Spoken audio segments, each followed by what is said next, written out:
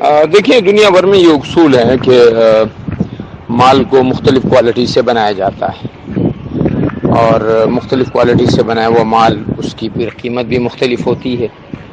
اعلیٰ کوالٹی ہوتی ہے تو اس کی قیمت بھی اعلیٰ ہوتی ہے، ادنا کوالٹی ہوتی ہے تو اس کی قیمت بھی اس حساب سے ہوتی ہے، اور باقاعدہ اعلیٰ کو اعلیٰ کہا جاتا ہے، ادنا کو ادنا کہا جاتا ہے۔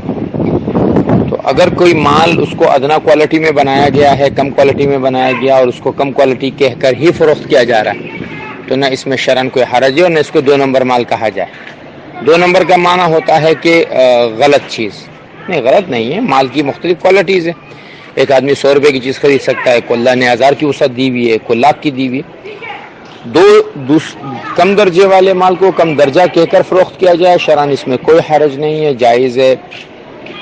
لیکن اگر کم درجے کی چیز بنائی جائے اور اس کو اعلیٰ درجہ کہہ کر فروخت کیا جائے، اب یہ دھوکہ ہے، یہ غرر ہے، اور اس کے لیے وعیدیں ہیں۔ اس پر اللہ کے نبی نے فرمایا من غش فلیس منا، جس نے کسی کو دھوکہ دیا وہ میری امت میں سے نہیں ہے۔ تو ان معاملات کو اس طرح سے اگر دیکھ لیا جائے تو زیادہ بہتر ہے کہ اگر دھوکے کی نیت سے ایسا کر رہے ہیں تو یہ ناجائز اور حرام ہے، اگر مال کو دوسرے درجے کا کہہ کر ہی فروخت کر رہے ہیں تو اس میں شرعاً کوئی حرج نہیں ہے۔